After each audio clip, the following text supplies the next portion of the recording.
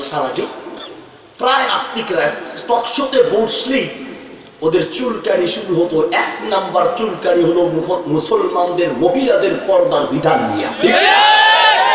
1 number চুলকানি। Corona virus আসার পরে এখন আর এই চুলকানি নাই, এখন অ্যালার্জির মলম হয়ে গেছে। কারণ আল্লাহ তো মহিলাদেরকে পর্দার বিধান দিয়েছে, ঘর থেকে বের হলে পর্দা করো, মুখ থেকে বের হও। হ্যাঁ, আল্লাহ তো মহিলাদেরকে দিয়েছে। এটা তখন পছন্দ হয় নাই, আল্লাহ বলে দাঁড়া, পর্দা তো তোর বউ করবে, তুইও করবি, তোর 14 গোষ্ঠী করবে, মুখে বাস লাগা যাবে। মুখ ঢাকলে সমস্যা কই? এখন তো আর বলো না, বরং এখন উল্টা বলছো মুখ ঢাকতে হবে, ঠিক কিনা? কোথায় সেই নাস্তিকের দলেরা যারা মুসলমানদের মহিলাদের পর্দা নিয়ে কথা বলেছে? ওদেরকে টেনে এখন রাস্তায় নামে জিজ্ঞেস করা দরকার, ঠিক কিনা? সবাই তো প্রিয় হাজরিন, আল্লাহর কোরআন যা করে এটার ভিতরে কোনো না কোনো হিকমত আছে। এখান থেকে শিখে পৃথিবীর মানুষের ভিতরে আল্লাহর ভয় উঠে গিয়েছিল। বিজ্ঞানের প্রযুক্তি আগাচ্ছে, ভালো ভালো ডিগ্রিধারী ডাক্তার পাওয়া যাচ্ছে, চিকিৎসা বিজ্ঞানের উন্নতি হয়েছে। আমরা আল্লাহকে ভুলতে বসে গিয়েছিলাম। পৃথিবীর মানুষ প্রায় আল্লাহ থেকে দূরে সরে যাচ্ছিল। কি আরে অসুস্থ হলেই ডাক্তারের কাছে যাব, টাকা পয়সা থাকলেই বাংলাদেশে ভালোভাবে সিঙ্গাপুর, ব্যাংকক, মাদ্রাস যাবো, এক জায়গায় না এক জায়গায়। এরকম একটা বিশ্বাস আমাদের ভিতরে ঢুকে গিয়েছে। আল্লাহ বলল যে সেই বিশ্বাস আমি আল্লাহকে বাদ দিয়া গায়রুল্লাহর উপর ভরসা করো, তোমার ডাক্তার তোমাকে বাঁচাবে, তোমার চিকিৎসা বিজ্ঞান তোমাকে বাঁচাবে। যাও, এক করোনা ভাইরাস দেখিয়ে দিলাম, একটা করোনা ভাইরাস আল্লাহ দিয়ে দিলেন, সারা পৃথিবীর ডাক্তার আর চিকিৎসা বিজ্ঞান ধ্বংসই হয়ে গিয়েছে, ঠিক কিনা? মিসকিন মিসকিন মিসকিন, কুল্লুহুম মিসকিন কুল্লুহুম মাসাকিন, সব এখন মিসকিন সামান্য একটা ভাইরাসের কাছে। আপনি যে ডাক্তার উপরে ভরসা করেছেন, হ্যাঁ, মানুষ যে কত নিব খারাপ, মানুষ যে কত নিব খারাপ। অসুস্থ হলে আল্লাহ তুমি ভালো করো, অপারেশন রুমে যাবে, আল্লাহ আল্লাহ তুমি বাঁচাও। অপারেশনের রুমে গিয়ে আল্লাহকে ডাকে। অপারেশন করে যখন ভালো হয়ে বাসায় আসে, গিয়ে জিজ্ঞেস করলে ভাই রে চিকিৎসা কেমন হইল? ভাই রে ডাক্তার খুব দামি ডাক্তার ছিল, নাইলে বাঁচতাম না। হসপিটাল খুব ভালো হসপিটাল ছিল রে ভাই, নাই হসপিটাল তোমাকে বাঁচিয়েছে, তোমার ডাক্তার তোমাকে বাঁচিয়েছে। পৃথিবীর কোন ডাক্তার আর কোন চিকিৎসা বিজ্ঞানের ক্ষমতা নাই তোমাকে বাঁচাতে পারে। আল্লাহর কসম করে বলছি, তুমি বেঁচে আছো শুধুমাত্র আল্লাহর দয়ার কারণে, ঠিক কিনা? শুধুমাত্র আল্লাহর দয়ার কারণে বেঁচে আছো। তোমাকে কি দিয়ে বুঝাই? কেউ কেউ মনে করছে করোনা ভাইরাসে যারা মারা গেছে সেগুলো সব বেকুয়া ছিল, অসতর্ক ছিল। আমরা আলহামদুলিল্লাহ সতর্ক, মুখে মাস্ক লাগাইয়া চলি, হ্যান্ড ওয়াশ ব্যবহার করি, যেথায় সেটায় যাই না, খুব সতর্ক চলি। ভালো, আপনি সতর্ক চলেন, এখানে আবার উল্টা ফতোয়া দিবেন না। আমাদের দেশে তো আলহামদুলিল্লাহ এলাকার চা দোকানে যদি যাওয়া যায়, তাহলে দেখা যায় এলাকায় কত মুফতি, মুহাদ্দিস, বুদ্ধিজীবী, মন্ত্রী, মিনিস্টার, এমপি আছে, সাংবাদিক আছে। এটা চা দোকানে গেলে বোঝা যায়, নাহলে বোঝার উপায় নেই। এলাকায় যে এত মুফতি মুহাদ্দিস আছে, ওরে বাপরে বাপ, ফতুয়া কারে কয়, কিসের মুফতি সাহেব আর কিসের সব ফেল। ফতুয়া তো দিবে, ও নিজেও আলগাইতে পারবে না, এত বিশাল ফতুয়া যায়, আছে কিনা? কেউ কি আর করো না টরনা মিয়া, কি আর করো না, এর মাস্টার কিসের করোনা টরনা? আল্লাহ রাখলে রাখবো, নিলে নিব, করোনা টরনা চিনি না, এত বেশি বুঝেন না। ইসলাম এত সহজ জিনিস নয়, ইসলামটাকে বুঝতে হয়। নবী সাল্লাল্লাহু আলাইহি ওয়াসাল্লামের কাছে একজন সাহাবী আসলেন, এসে বলছেন, ইয়া রাসূলুল্লাহ, আমার উট আছে, উট চলে গেলে চলে যাবে, থাকলে থাকবে, আমি কি বাঁধার দরকার আছে? আল্লাহ ভরসা। কি ভরসা? আতাওয়াক্কালু আলাল্লাহ, আমি আল্লাহর উপর ভরসা করব, থাকলে থাকবে, চলে গেলে চলে যাবে। আল্লাহ নবী বললেন, না তা নয়, ইকিলহা ফাতাওয়াক্কাল আলাল্লাহ, আগে উট বাঁধো, তারপরে আল্লাহর উপরে ভরসা করো। উট ছেড়ে দিয়ে নয়, আগে সতর্কতা অবলম্বন করো, তারপর আল্লাহর উপরে ভরসা করো। খাওয়ার আগে হাত ধৌত করো, কোথাও গেলে যে সতর্কতার কথা চিকিৎসা বিজ্ঞানীরা বলেন সেই সতর্কতা অবলম্বন করো, অসুবিধা নাই। তবে মনে রেখো, সতর্কতা অবলম্বন করে আল্লাহর উপর ভরসা করবে ঠিক আছে, তবে মনে রেখো সতর্কতা তোমাকে বাঁচায় নাই, তোমার মাছ তোমাকে বাঁচাতে পারে না, তোমার হ্যান্ড ওয়াশ তোমাকে বাঁচাতে পারে না। আল্লাহর কসম, আল্লাহর দয়ার কারণে বেঁচে আছো, ঠিক কি না? আল্লাহর দয়ার কারণে বেঁচে আছো।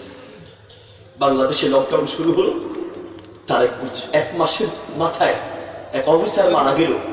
ছেলে বলছে, আমার বাবাকে করোনা ভাইরাস আইলো কেমনে, আমরা এটাই চিন্তা করে পাই না। কারণ যেই দিন থেকে লকডাউন শুরু হয়েছে সেই দিন থেকে এক মাস পর্যন্ত আমার বাবা ঘর থেকে বেরই হয় নাই, ঘর থেকে বেরই হয় নাই, অথচ সেই করোনা ভাইরাস তাকে দুনিয়ার থেকে বিদায় করে দিয়েছে।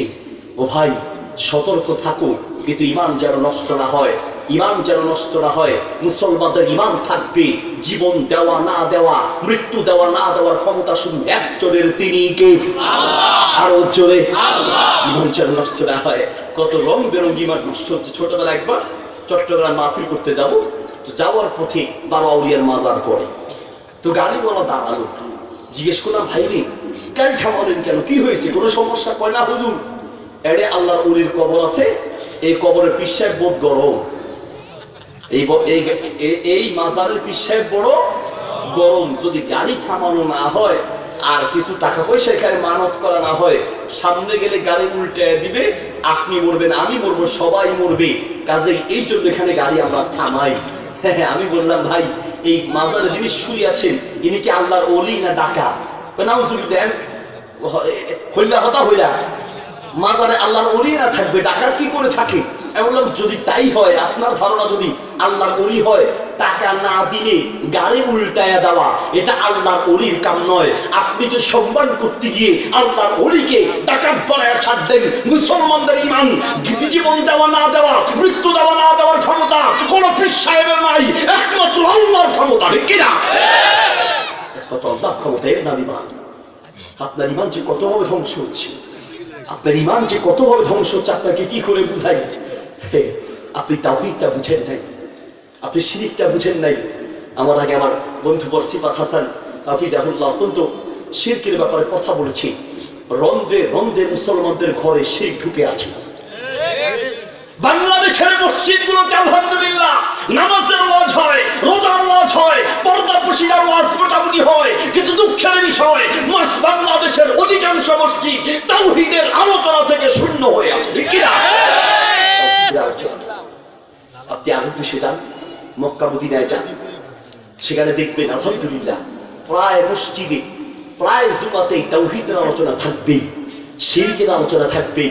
আর আমাদের বাংলাদেশের মুসল্লি দূরে থাক, ইমাম পর্যন্ত তাওহীদটা ভালো করে বুঝাতে পারবে না। নামাজের আলোচনা দেন, ফাটিয়ে দিবে, পর্দার আলোচনা দেন, ফাটিয়ে দিবে, রোজার আলোচনা দেন, ফাটিয়ে দিবে, তাওহীদের আলোচনা দেন, নিজেই ফেটে যাবে, নিজেই ফেটে যাবে। এর কারণ সত্যিকার অর্থে একজন মুসলমান যদি ঈমান বুঝতে পারে, তাওহীদ বুঝতে পারে, জীবন দিয়ে কখনো শিরক করবে না, ঠিক কি না? আপনি কোথায় কোথায় শিরক করছেন? কিয়ামতের মাঠের প্রস্তুতির কথা বলছিলাম। আল্লাহ কসম দিয়ে একটা কথা বলি, সূরা নিসার 116 নম্বর আয়াতে আল্লাহ রাব্বুল আলামিন বলছেন, এদিকে সূরা নিসার ভিতরে আল্লাহ রাব্বুল আলামিন বলছেন, ইন্নাল্লাহা লা ইয়াগফিরু আন ইউশরাকা বিহি ওয়া ইয়াগফিরু মা দুনা যালিক। তওবা না করলে যদি কেউ শিরক করা অবস্থায় মারা যায়, শিরক করার পরে যদি কেউ তওবা করে, শিরকের গুনাহ আল্লাহ মাফ করবেন। ইন্নাল্লাহা ইয়াগফিরু যুনুবা জামিয়া, আল্লাহ সব গুনাহ মাফ করবেন তওবা করলে, শিরকের গুনাহ মাফ করবেন তওবা করলে। তওবা ছাড়া যদি কেউ শিরক করা অবস্থায় মারা যায়, দুনিয়া থেকে বিদায় হওয়ার সঙ্গে সঙ্গে বিনা হিসেবে জাহান্নামে যাবে, ঠিক কি না? সেই কিয়ামতের মাঠের প্রস্তুতির জন্য এক নম্বর প্রস্তুতি থাকতে হবে, আমি জীবন দিব, কখনো ঈমান নষ্ট করব না, কখনো শিরক করব না। আপনি অহরহ করছেন, অহরহ করছেন, আপনি শিরকের ভিতরে ডুবে আছেন। আপনার কোমর যদি এখন পরীক্ষা করি, প্রায় মানুষের কোমরের ভিতরে টাকা আছে, নিজের কোমরে আছে, বাচ্চার কোমরে লাগিয়েছেন। কেন টাকা লাগিয়েছেন? এই কালো সুতা আপনার ঈমানটাকে নষ্ট করে দিচ্ছে, আপনি বুঝতে পারছেন না। প্রিয় ভাই, মনে কষ্ট যেতে পারে, কিন্তু কথাগুলো বলা আমাদের দায়িত্ব। আমরা তো এখন মাহফিলে কথাও বলতে পারি না, কারণ কথা বলতে গিয়ে অনেক চিন্তা ভাবনা করে বলতে হয়। মাহফিলের কর্তৃপক্ষরা বিপদে পড়ে যেতে পারে। এই জন্য যদি এইভাবে বক্তাদের মুখ বন্ধ করা হয়, যদি এইভাবে মসজিদের খতিব সাহেবদের মুখ বন্ধ করা হয়, বাংলাদেশ তাওহীদ শূন্য হয়ে যাবে। বাংলাদেশের ঘরে ঘরে শিরক কুফরি আর বিদআত জন্ম নিবে। ঠিক কিনা? কথা বলতে হবে। আলহামদুলিল্লাহ আমাদের যুবকরা করেছে, আমাদের যুবকরা মাহফিলের আয়োজন করেছে, যার কারণে বলেছে হুজুর সমাজ পরিবর্তনের জন্য যা বলা দরকার ইনশাআল্লাহ বলে যান। প্রিয় ভাই, সমাজ পরিবর্তনের কথা বলা দরকার। মসজিদের খতিব সাহেবকে, মাহফিলের যারা বক্তা আসবে তাদেরকে স্বাধীনতা দিবেন। হুজুর সমাজে প্রচলিত যত শিরক কুফরি আর বিদআত আছে, দুনিয়া আমাদের মাকসাদ নয়, দুনিয়া আমাদের উদ্দেশ্য নয়, আমাদের উদ্দেশ্য আখিরাত। দুনিয়াতে আমরা যেন সেই আখিরাতের জান্নাতের মেহমান হতে পারি। যা বলা দরকার ইচ্ছা মতো বলবেন, তবে কোরআন হাদিসের দলিল ভিত্তিক বলবেন। ঠিক কি না? আজ মসজিদের কমিটির দায়িত্বশীলদের কেমন হওয়া উচিত, মাহফিলের দায়িত্বশীলদের কেমন হওয়া উচিত? শুধু যুবকদেরকে নয়, মুরব্বী বাবাজিরা আপনাকেও বলছি, মুরব্বী বাবাজিরা আপনাকেও বলছি, শ্রদ্ধা করে বলছি, ভালোবেসে বলছি, সম্মান দিয়ে বলছি, ও চাচা যান, ও কাকা যান, ও মসজিদের কমিটির দায়িত্বশীলরা, ও মাহফিলের কমিটির দায়িত্বশীল, ও মাদ্রাসার কমিটির দায়িত্বশীলরা, কিয়ামতের মাঠে আল্লাহর সামনে আসামির কাঠগড়ায় দাঁড়াতে হবে। ঠিক কি না? হিসাব দিতে হবে, হিসাব দিতে হবে। আপনি দায়িত্বশীল, আপনি কি দায়িত্ব পালন করেছেন? মসজিদের কমিটির লোকদের 1 নাম্বার দায়িত্ব হবে, এদিকে মসজিদে সুন্দর টাইলস লাগানো, এটা 1 নাম্বারের দায়িত্ব নয়। মসজিদ কত সুন্দর করা যায়, এটা 1 নাম্বারের দায়িত্ব নয়। মসজিদের কমিটির 1 নাম্বারের দায়িত্ব মুসল্লিদেরকে তাওহীদ আর সুন্নাহ দিয়া কত বেশি সুন্দর করা যায়। ঠিক কি না? খালি টাইলস, এক মসজিদের কমিটির লোকেরা আরেক মসজিদে গিয়ে বাহাদুর, আমরা মসজিদে টাইলস লাগাইছি, যাই সাইজ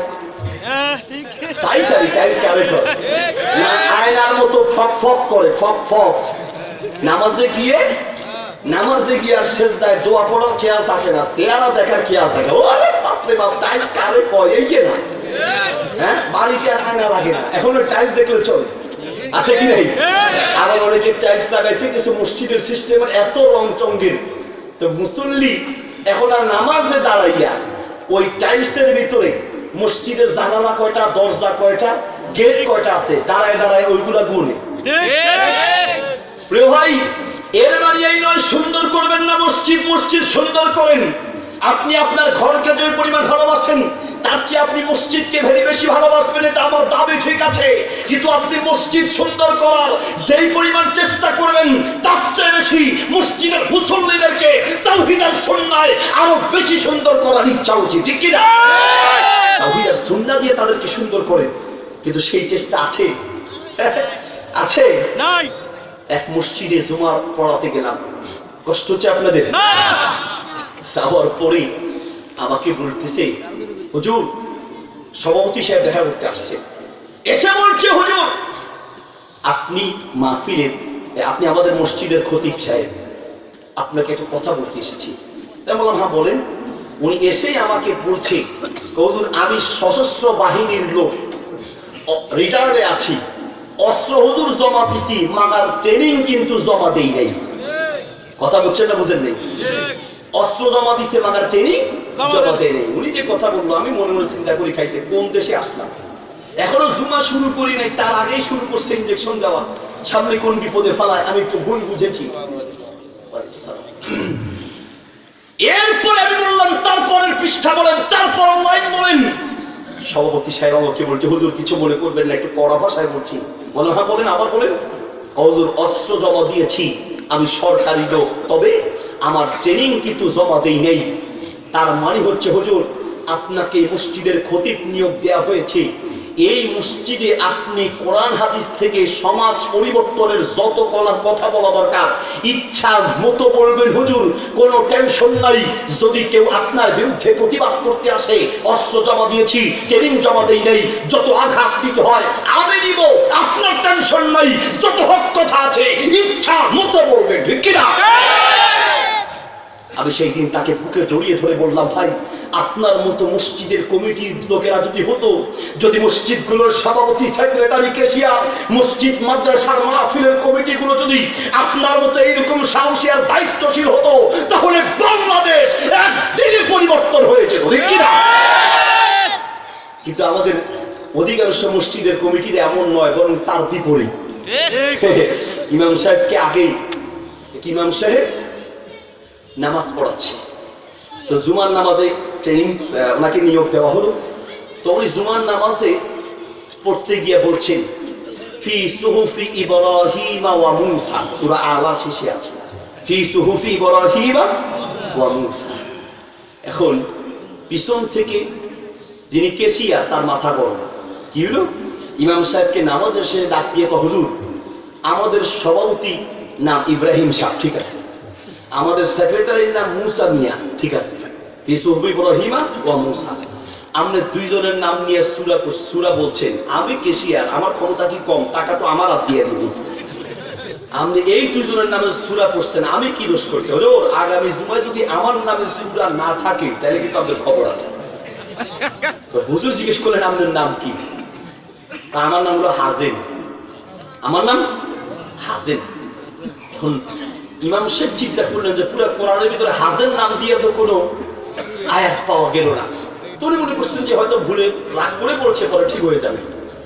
পরের জুমায় এসে কেশিয়ার সাহেব একটা লম্বা জামা পরে ইমাম সাহেবের ঠিক পিছনে দাঁড়াইয়া একদম সুন্দর, হুজুর আসসালামু আলাইকুম। সালামের অর্থ বুঝছেন? সালামের কিন্তু বিভিন্ন অর্থ আছে। আপনি বিভিন্ন হোটেলে দোকানে গিয়ে বের হওয়ার সময় আপনাকে একটা সালাম দিবে, সে সালামের অর্থ কি বলেন? বকশিশ।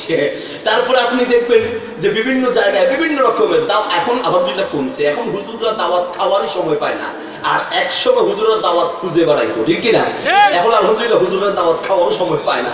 তো দাওয়াত খেয়ে দেওয়ার সময়, ভাইসা আসসালামু আলাইকুম, ভাইসা আসসালামু আলাইকুম, মানে কি কিছু দিবেননি? কিছু দিলে দেন, তাই আল্লাহু আকবার। এক একটা অর্থ আছে। সবারই তো প্রিয় ভাই সালাম দিল, নামাজে যখন দাঁড়ালো পিছন থেকে সেই মিস কল শুরু, সূরা ফাতিহা তো পড়তেছেন, পরে সূরা আমার নামে মনে থাকে না, সূরাই শুরু করতে পারে না, কিছুক্ষণ পরে খালি মানে কি আমার নামে সূরা পড়ে।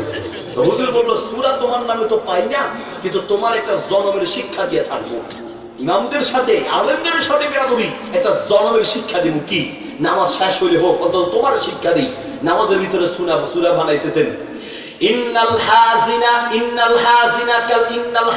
কাল কালব ওয়াল হিবা। হাজিন নিয়ে এমি হলো কুত্তা, এমি হলো বিড়াল, এমি হলো গাধা, হিমা গাধা। ওয়া কলবুহুম মাজনুন, আরে বোধহয় বংশে শুদ্ধা পাগলের গোষ্ঠী। পিছন থেকে হাফেজ যারা ছিল, হুজুর নামাজ শেষ করেন, কি হয়েছে? এই নামে তো সূরা, এইরকম সূরা তো কোরআনের ভিতরে নাই। ভাই থাকবে কেমনে? সূরা তো আমি বানাইছি, সূরা আমি বানাইছি। কেন? সব দোষ এই কেশিয়ারের। এই কেশিয়ার আমি গত জুমায় ইব্রাহিম ওয়া মূসা বলছি, এখন দুইজনের নামের সাথে মিলছে। উনি বলছে এই যে ওনার নামে সূরা পড়াইতে হবে। ওনারা দেখেন না আমাদের ভিতরে খালি কাশি দেয়, তার মানে আমি যেন ওনার নামে সূরা পড়ি। কেশিয়ার সাহেব তোমার বিপদে, মুসল্লিরা ধরে তারে ধরে ধুনা কারে কয়, গালি কারে কয়। মুসলমান আলেমদের সাথে বেয়াদবি করতে শোনা, আলেমরা বুদ্ধির বিষ খাওয়া দিবে, ঠিক কিনা? সবার প্রিয় ভাই বলতে চাচ্ছিলাম, আপনি কমিটি দায়িত্ববান হন, দায়িত্বশীল হন। খালি দায়িত্ব নিলেই হবে না, কিয়ামতের মাঠে আল্লাহর সামনে হিসাব দিতে হবে, ঠিক কি না? হিসাব দিতে হবে। দায়িত্বশীল কেমন হতে হয় আপনাকে দৃষ্টান্তের জন্য বলছি। আমার এক দাদা মাহফিলে জুমার দিন এরকম লিস্ট নিয়ে দাঁড়ায় যেতেন। মসজিদের লোক মুসল্লি কয়জন গুনতেন, গুনে দেখলেন মুসল্লি হলো 50 জন। কেন? এলাকায় বাড়ি কয়টা? এলাকায় বাড়ি আছে 50টা। পুরুষ আছে কয়জন? খবর নিয়ে দেখলেন পুরুষ আছে 150 জন। আসলো কয়জন? 50 জন এসেছে, বাকি 100 জন আসে নাই। সবার ঘরে ঘরে গিয়ে এক কথায় চেয়ারম্যান, মেম্বার, মাতবর যারা আছে, সর্দার যারা আছে, সভাপতি, কেশিয়ার সবাই মিলে সিদ্ধান্ত নিয়ে প্রত্যেক বেনামাজির বাড়িতে গিয়ে বলছে, এই মিয়া তুমি যদি মুসলমান হও, আর আমাদের মুসলমানদের সমাজে যদি তুমি থাকতে চাও তাহলে নামাজ পড়তে হবে। আল্লাহর নবী সাল্লাল্লাহু আলাইহি ওয়াসাল্লাম বলেছেন, সহিহ বুখারী প্রথম খণ্ডের 56 নম্বর পৃষ্ঠা, মিশকাতুল মাসাবিহের 12 নম্বর পৃষ্ঠায় আল্লাহর নবী বলেছেন, মান সাল্লা সালাতানা ওয়াস্তাকবালা কিবলাতানা ওয়া কালা যাবিহাতানা ফাযালিকাল মুসলিম। যে ব্যক্তি নামাজ পড়ে সে মুসলমান থাকতে পারে, নামাজ না পড়লে নামে মুসলমান হতে পারে, আল্লাহর দরবারে মুসলমান থাকতে পারে না। ঠিক কিনা? তুমি নামের মুসলমান হতে পারো, গোশত খাবার মুসলমান হতে পারো। আমি মুসলমান কেমন? ওদের কোরবানি আসলে গরুর গোশত খাই, গরুর গোশত খাইয়াই যদি মুসলমান হওয়া যেত, বাংলাদেশের সব কুত্তা গরুর গোশত খাওয়ায় 1 নম্বরে আছে, সবগুলা কুকুর তোমার মতো মুসলমান হয়ে যেত। ঠিক কিনা? মুসলমান গরুর গোশত খেয়ে মুসলমান হওয়া যায় না, মুসলমানের ঘরে জন্ম নিলেই মুসলমান হওয়া যায় না, নামাজ পড়লেই মুসলমান হওয়া যায়। মুসলমান কিনা তোমার নামাজ দিয়ে তোমাকে বুঝাতে হবে।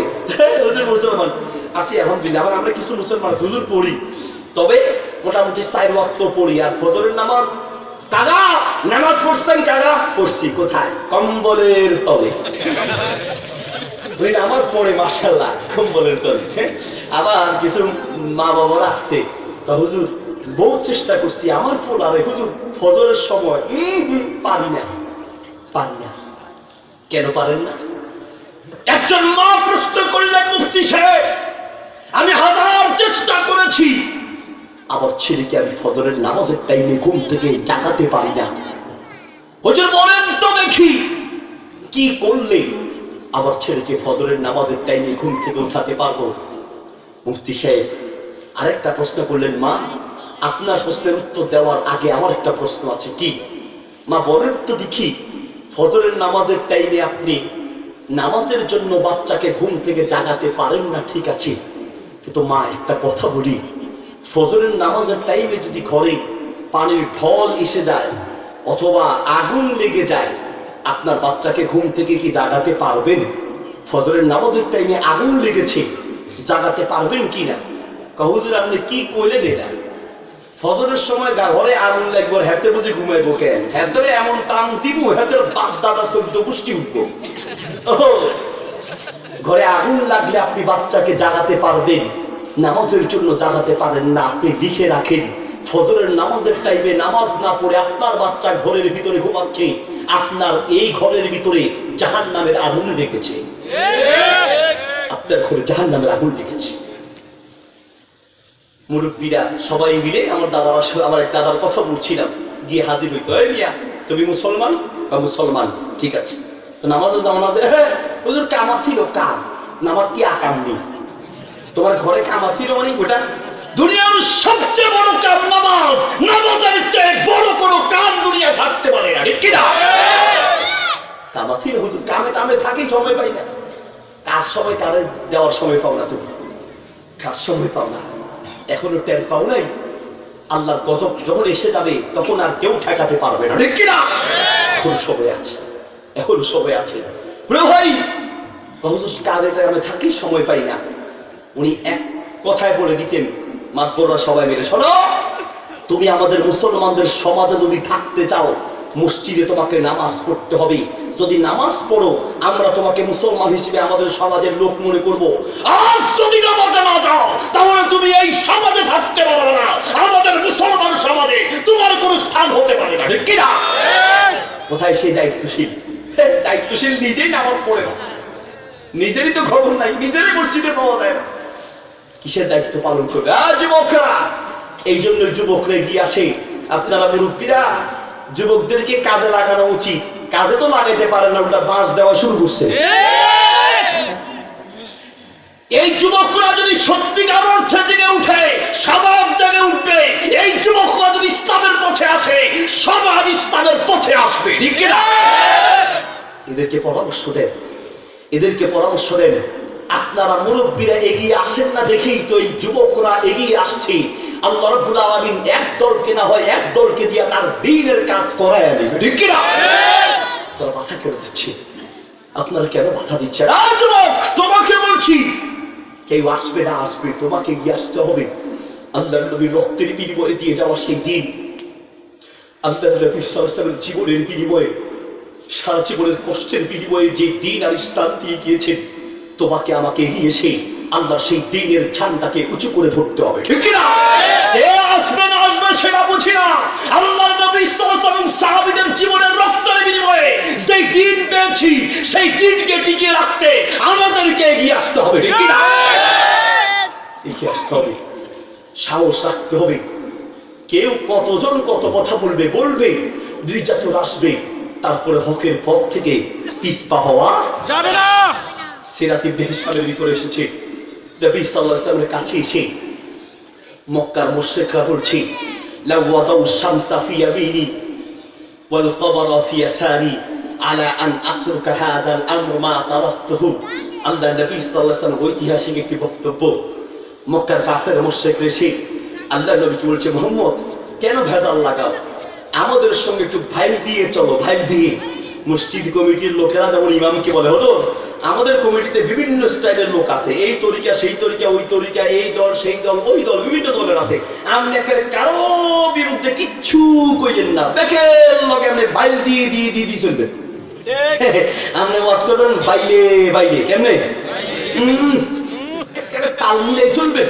আমি হুজুর একটারে বাবা দেখেন লগে মিলি চলে, দেখেন লগে মিলি চলে। মাহফিলও শেষে কয়, আরে এই না বক্তা, কারো মনে কষ্ট যায় না, বেকুল বুঝি এই না মাহফিল, এই না মাহফিল কয়, আরে বাপরে বাপ ওয়াজ কেন বাজির বাজি, ওয়াজ কারে কয় একবারে ভাড়িয়ে দিয়ে ভাড়াই দিয়ে একবারে ওয়াজ গমইয়ে কেন ইয়ে দেখে ওয়াজ গমইয়ে যাই হওয়া না চাই 2 মিনিট হওয়া না, কি ওয়াজ করবি বাজিরে। বক্তার সুর বোধ গম আছিল, বক্তার সুর খুব ভালো ছিল, বক্তা খুব গরম আছিল, ওই বাজিরে বাজে একবার ভাড়াই দিয়ে খুব গমন ওয়াজ হইয়ে। তো কি ওয়াজ করেছে 2 মিনিট বলো, ওয়াজ কি করি কি আল্লাহর কসম ঘটনা ফাইল মাগার ওয়াজ গমইয়ে। ওয়াজ কি করেছে তা বলতে পারবো না, মাগার ওয়াজ খুব ভালো হয়েছে। বাংলাদেশে হাজার হাজার মাহফিল আলহামদুলিল্লাহ, লক্ষ লক্ষ মাহফিল আলহামদুলিল্লাহ। মাহফিলের আগেও যে অবস্থা, মাহফিলের পরেও একই অবস্থা। মাহফিলের আগেও বেনামাজি, মাহফিলের পরেও বেনামাজি, মাহফিলের আগেও সুদ খেত, মাহফিলের পরেও খায়, মাহফিলের আগেও ঘুষ খেত, মাহফিলের পরেও খায়, মাহফিলের আগেও বেপরদা, মাহফিলের পরেও বেপরদা, মাহফিলের আগেও বিদাতি, মাহফিলের পরেও বিদাতি। মাহফিলের পরে যদি এলাকায় পরিবর্তন না আসে, ওই মাহফিল হচ্ছে ব্যর্থ মাহফিল। মাহফিল দিয়ে যদি এলাকায় করে পরিবর্তন ঘটাতে না পারো, আর যুবক এগিয়ে আসো, নিজেরা নামাজ পড়বা, একটা সবাই মিলে একটা সংঘবদ্ধ হোক। আলহামদুলিল্লাহ এই যুবকরা যেভাবে সংঘবদ্ধ হয়ে, তবে মুরব্বীদেরকে অপমান করে নয়, মুরব্বীদেরকে সম্মান দিয়ে। নবী সাল্লাল্লাহু আলাইহি ওয়াসাল্লাম সুনানে তিরমিজির হাদিসে বলেন, আত-তারকিব ওয়াত-তারহিব কিতাবের হাদিসের ভিতরে বলেন, মুস্তাদ আহমদ হাদিসটি আছে, লাইসা মিন্না মান লাম ইয়ারহাম সগীরানা ওয়া লাম ইউক্কির কাবীরানা ফালাইসা মিন্না। যে ব্যক্তি ছোটদেরকে স্নেহ করে না আর যারা বড়দেরকে সম্মান দেয় না, সে আল্লাহর নবীর উম্মত হতে পারে না। যুবক মুরব্বীদেরকে সম্মান দিবে, বড়দেরকে সম্মান দিবে, মুরব্বীদেরকেও একটু কথা বলতে হয়। ও মুরব্বী বাবাজি, হাদিসে কিন্তু আগে আপনাকে বলা হয়েছে, লাইসা মিন্না মান লাম ইয়ারহাম সগীরানা। আল্লাহর নবী আগে আপনাকে বলেছে, তুমি যদি ছোটদেরকে সম্মান না করো তাহলে নবীর উম্মত নয়। আপনি মুরব্বী, চাচা যান, কাকা যান, মামা যান, খালু যান, বাচ্চারা অন্যায় করতে পারে, যুবকরা ভুল করতে পারে, আপনি তাদের সঙ্গে অন্যায় আচরণ দিয়ে নয়, ভালো করে আদর করে বুঝায় নিতে হবে, ঠিক কি না? বুঝায় নিতে হবে। মসজিদে গেছে, অন্যায় করছে, আপনি ধাক্কা দিয়ে বের করে দিলেন। কিছু মুরব্বী আছে আলহামদুলিল্লাহ বাচ্চাদেরকে মসজিদের সাথে করে নিয়ে যায়, আর কিছু মুরব্বী আছে পোলা পাইন দেখলে মসজিদে ওনার মাথা গরম, পোলা পাইন মসজিদে দেখলে লাঠি একটা ও কি মসজিদে গেল না সিনেমা হলে গেছে? কথা বলে না, কোথায় গেছে? মসজিদে গিয়েছে। মুসলমান একেবারে স্পষ্ট করে বলে দিতে চাই, মসজিদ থেকে বাচ্চাদেরকে তাড়িয়ে দেওয়া হারাম, বাচ্চাদেরকে মসজিদে নিয়ে যাওয়া সুন্নাত, ঠিক না?